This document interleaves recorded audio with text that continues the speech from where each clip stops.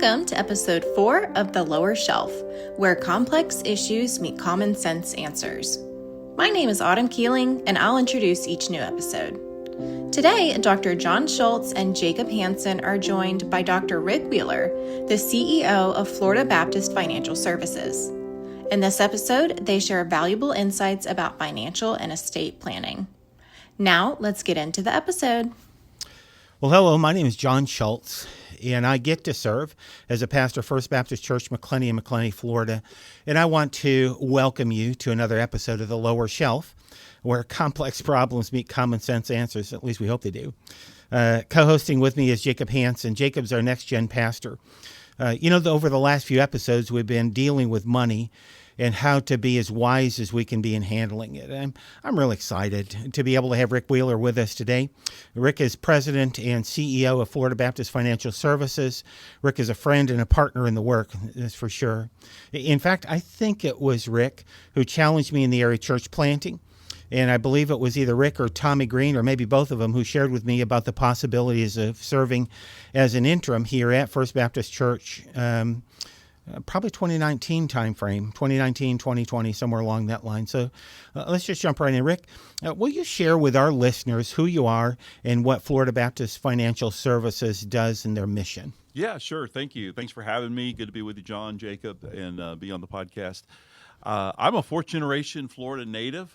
Grew up here and have about four or five generations in my background here in Northeast Florida, but spent the first decade or so out of right upon graduating college in the banking industry.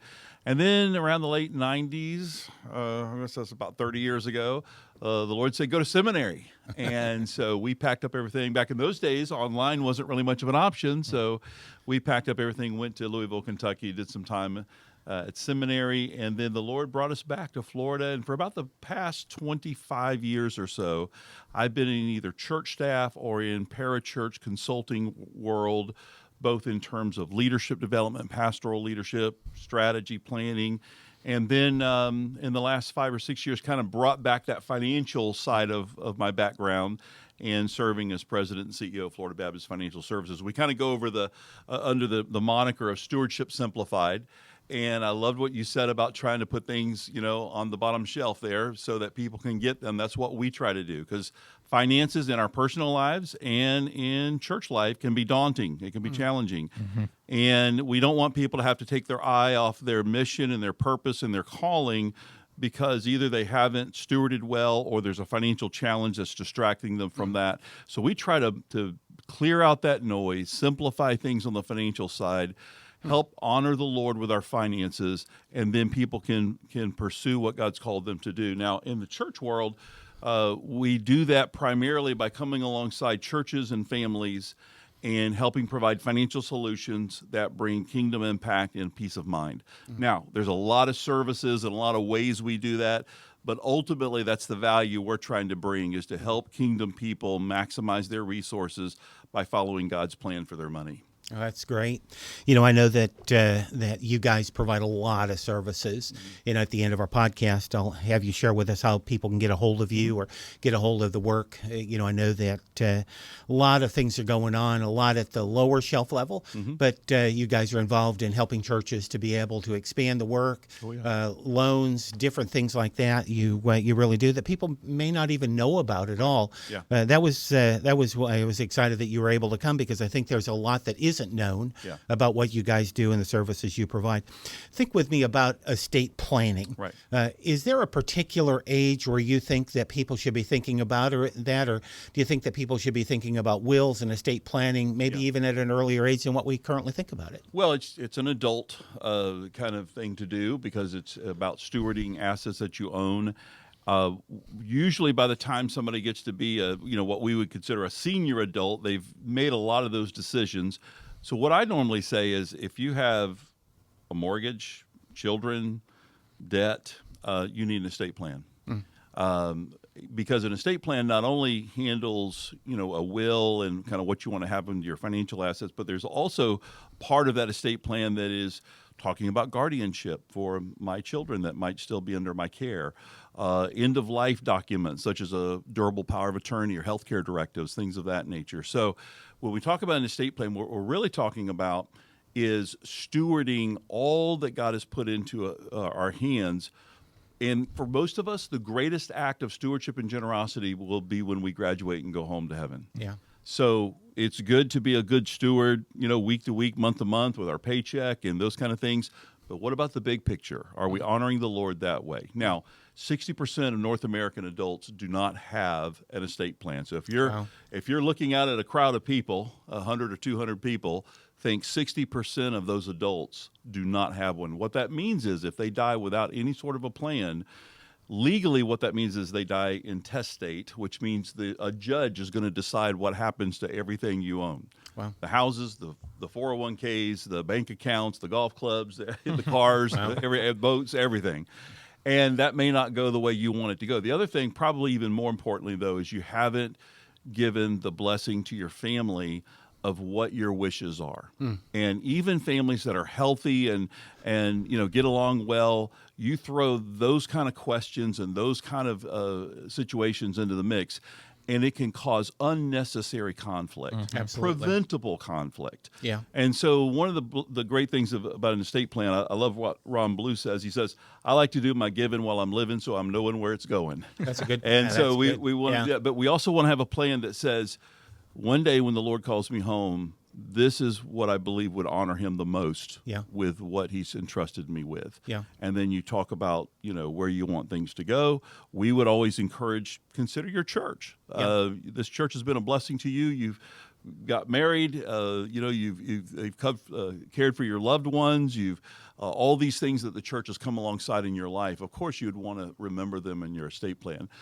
One of the ways that we and I say that because a lot of times if you just go to an attorney and they draft up documents, they're not going to encourage you. They won't necessarily try to talk you out of it, but it is not necessarily going to come into the conversation of what about charity? Sure. And what we say is, family, think about if you have 2 kids, just kind of think of yourself of having a 3rd kid called Charity, and you want to bless that child as well. So take care of your family and your estate plan. You certainly want to do that.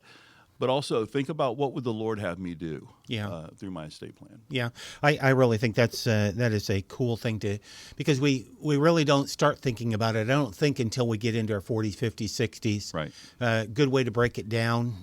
Jacob and Jade at their young age really still should have a will. Mm-hmm. Really should have those basic elements together and things along that line. So I'm excited about what's going on. So. Jacob, you had a question that you wanted to ask Rick. Absolutely, yes, Rick. Man, thank you again for being here. Yeah. I have been a recipient of just the gracious generosity of Florida Baptist Financial Services by going to seminary, and I go to Southern Seminary, so I'm excited to hear that's the Southern Baptist Theological Seminary. Don't forget you don't need the definite article in there. It's there, the Southern Baptist Theological Seminary. But brother, excited to hear that you graduated from there. But one of the ways I've benefited from you all is by receiving scholarships.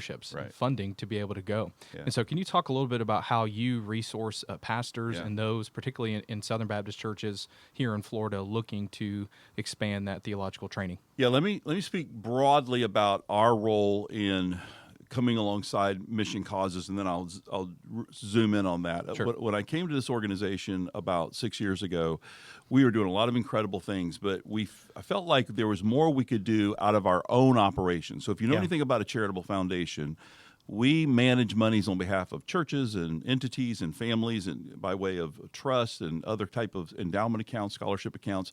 And those were going to do good, those were going to good causes, and we were managing those well. But we felt out of our own operations we could do more. Mm-hmm. And so we put together some funds that were kind of in a reserve capacity, and we said, let's employ these funds for something called the Florida One Fund. Mm. And the Florida One Fund is a fund that we manage, and anybody can give to it, but it is designed to help Florida Baptist mission causes in church planting and disaster relief and theological education and also orphan and foster care. And so we have some ways in which Florida Baptists kind of come together and impact all of those ways that you may be familiar with.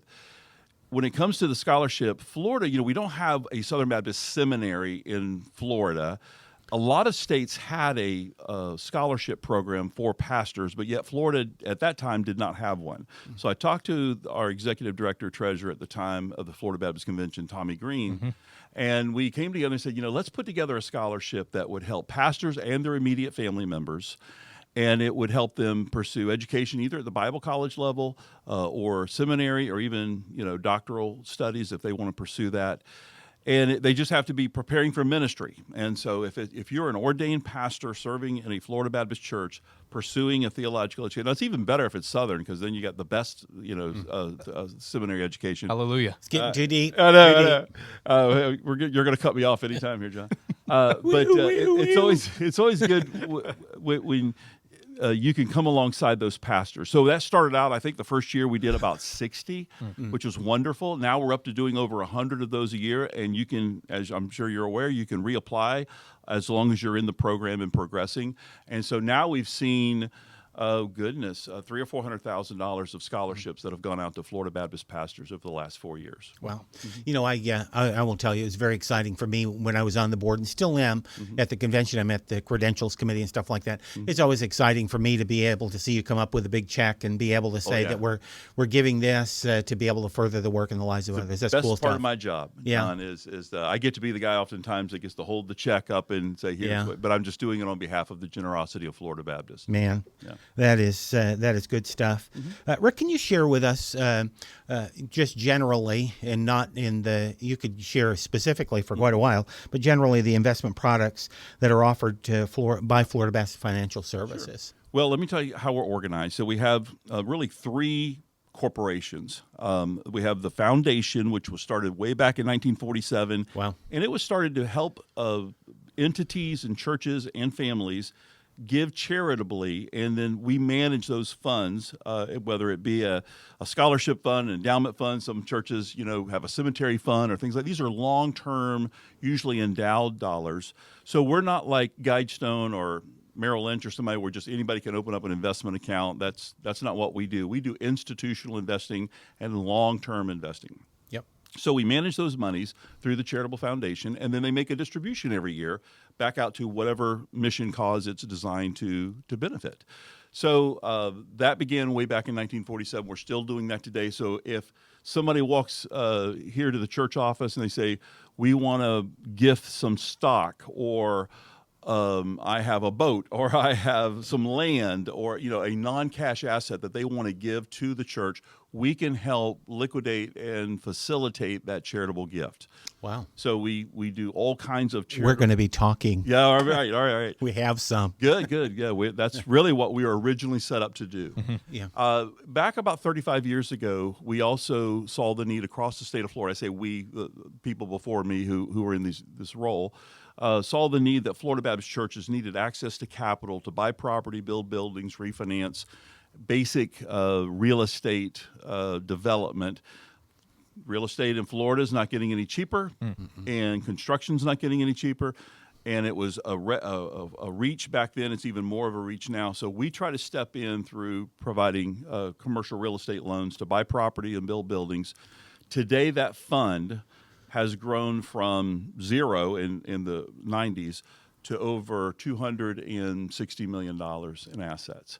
It's made over $300 million in loans to Florida Baptist churches, and all $300 million has come back. We've never had to lose money on a loan to a Florida Baptist church in over 30 years. Now, I've been in banking a long time.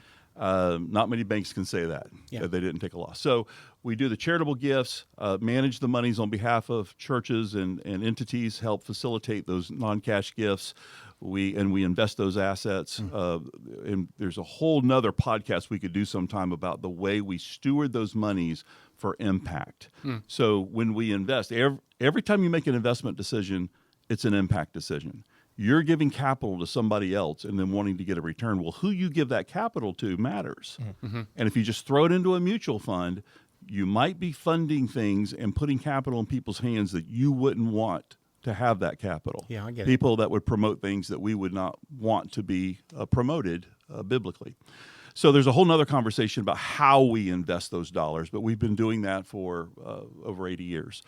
Now, the loan side has been around for about 35 years, and then just this last year, we started capital campaigns, which is coming alongside churches who might be in a building program and helping them raise the money to be able to fund what they're doing, maybe in concert with a loan that they might need as well. So we do more than that, but those are the big things that we do. We've had the appetite to bring you back again. Yeah, that's cool stuff. Absolutely. Very cool.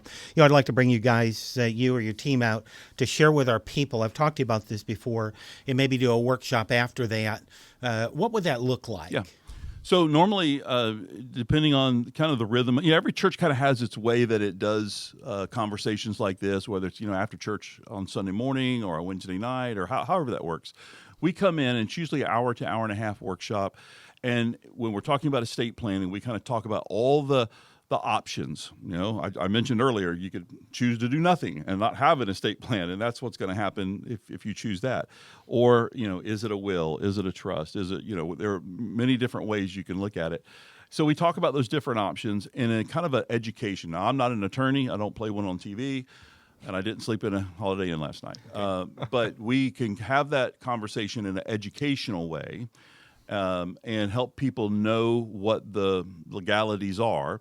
And then we can follow up with them and do what's called a case plan, where we sit down and kind of talk through what they believe God's calling them to do, get them to a point of kind of having a document that expresses their plan.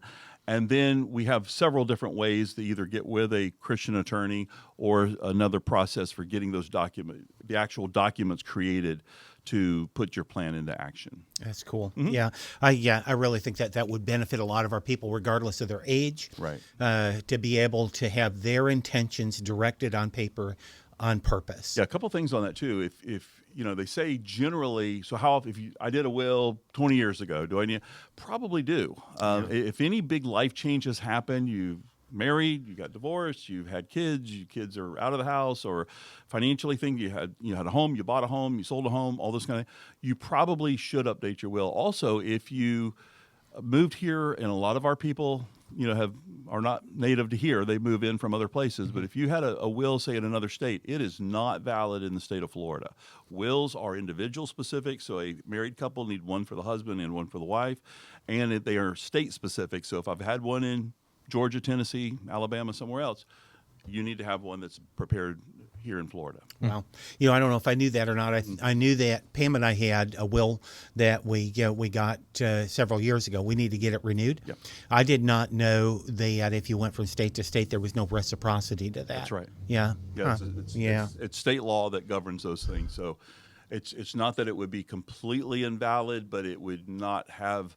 You shouldn't feel too confident in that, because it's going to be subject to the laws of the state of Florida, which are all different. That's cool. Yep. That's cool to know. Mm-hmm. Yeah, Jacob. What else would you like for Rick, or what else would you like to ask Rick? Sure. Yeah, a couple of years ago, you all did a breakout, I think, from maybe the First Coast Church's quarterly event, mm-hmm. and we came and we went, and one of the courses you led was financial stewardship as discipleship. Right. And really wanted to hone in on that, and if you could focus towards families with children and students, and can you talk about the importance of them setting that model for financial stewardship, and really how it's linked to discipleship? Oh my goodness. So that's a whole nother podcast too, but I will explore that for a minute. What I say is I think it's inappropriate to think about handling money outside of what it means to follow Jesus. Oh, I do too. Yeah. It is one and the same conversation. Mm-hmm. And yet we kind of think of it differently sometimes. It's very practical, but I don't have to tell you guys, the Bible has over 2,300 verses in the Bible that deal somehow with money, ownership, or stewardship. Mm-hmm. There are 11 of Jesus' parables deal with how we handle resources. Jesus spent a lot of time, and the Bible gives us a lot of financial counsel on how to approach this, and yet we seem to leave it out of our discipleship conversations. Mm-hmm. And what I say to church leaders, and even as you think about moms and dads in the home, when you think about what it means to be a disciple of Jesus, and you think about in the church how we build a profile of what a disciple is, like we want to be a praying person and a serving person, all that.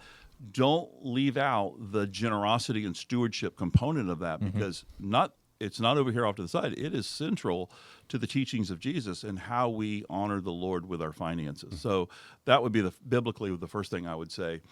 Now, practically, what used to be the case, I'm going to speak generally here in generalized way. I learned about stewardship and giving to the church by my parents and my grandparents. And so that is, I think that's the center of where discipleship takes place and should take place. I mean, the church can come in and augment that and help that. But moms, dads, grandma and granddads, sit around the kitchen table, talk about these things with your kids and your grandkiddos, and talk about, how you give, why you give, why you avoid debt, why you kind of manage your money, why you have a budget. And they'll learn that from you a lot better than they'll learn from an outside source sometime down the road.